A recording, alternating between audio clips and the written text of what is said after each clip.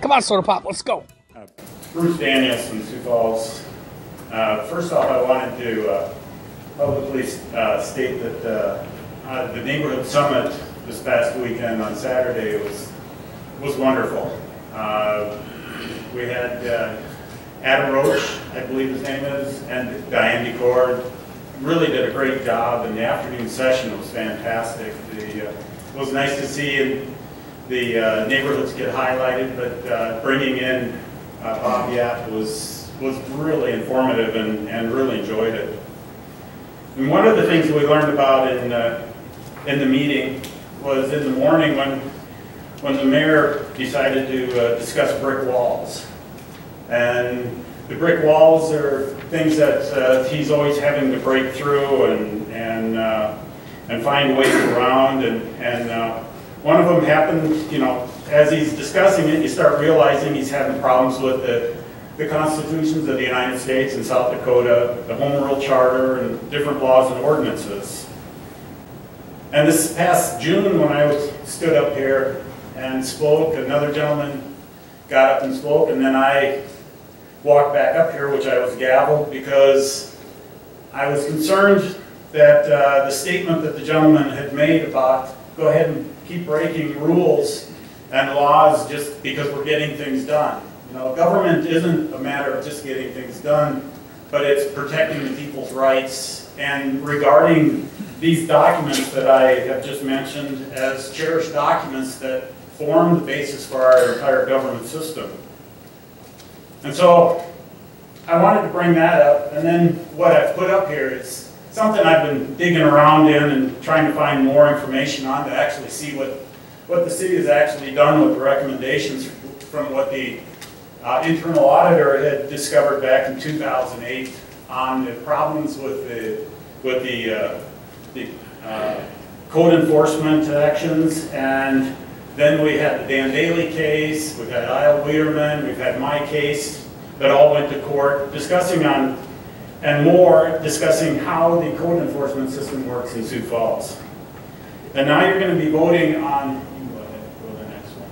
Just take that one off. So what I've done here is I've been trying through this whole process. I've found a color copy that's not very good, but it's a color copy of what how the code enforcement system actually works. And it's a bit fuzzy, just like the way the process works. But the last two pages, happens to be Appendix A in color, and then the other ones here are actually what show what you're supposed to follow, both as a code enforcer and as the citizens. And so we go through this, and we can't figure out what we're supposed to be doing. And now we're looking at this, and you're going to be bringing up some new things about food trucks, the boulevards. There's going to be some more discussion, probably with Project Trim, and this whole process. And what we're building is some more convoluted ways of looking at how to do the ordinances. And it doesn't make sense. So we assume in this whole process, this is assuming you go to the next one. We're assuming in this whole process that the citizen is guilty and must be punished, because in no way in that Appendix A or B does it show anything in there about how the citizen can actually appeal and win. It's just assuming. So when Mike Cooper on Saturday talked about the new boulevard ordinances that are being put together, and I got thinking about Project Trim some more and some of these other issues, this is what we're actually looking at this whole process.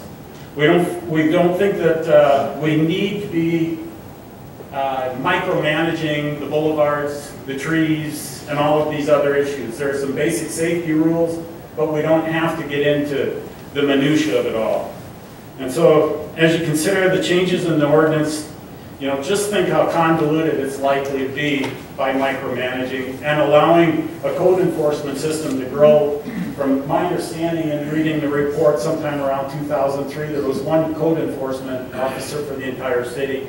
The entire city of Baltimore has 3, and I'm not even sure until I go back through the salaries how many actually are in there, but it's, you know, we must have 6 or 8 of them by now. That's way too many for a town of this size.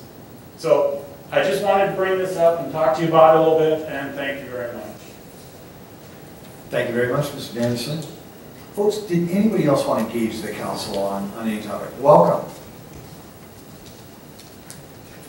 Sioux Falls. I'm going to give council members all these reports on the fire department, police calls to properties, and the health inspection. It is very disturbing.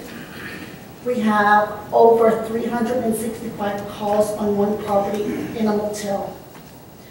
So if you calculate that, that's one police call per day for 365 days of the year. It has dropped a little bit until one call per service every 2 days. Prostitution is still on the rise.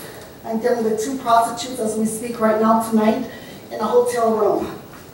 Prostitution is on the rise here big time. I have called probation and parole to please stop putting and housing these people in these hotels and motels. They cannot do it. We have pedophiles. We have sex offenders in these hotels and motels. We cannot stop this kind of behavior and the safety of the kids and safety of the people if we don't come up with a city ordinance. These crimes are occurring of assaults, to domestic abuse, to unconsciousness because they were drunk, to suicidal attempts, to everything else in the book here. If the taxpayers want to keep paying money to the police department to come here one time a day, every day, to one property, that's kind of bizarre. I think that this is a chronic nuisance.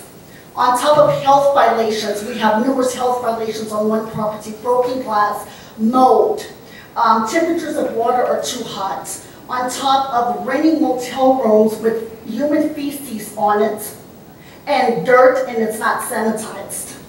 I want y'all to please review all these reports that I have here, because I spent numerous of times, I had to hit a lot of railroads. I had to go to the city attorney's office to have the city attorney to get these files from the fire department because they wouldn't give it up.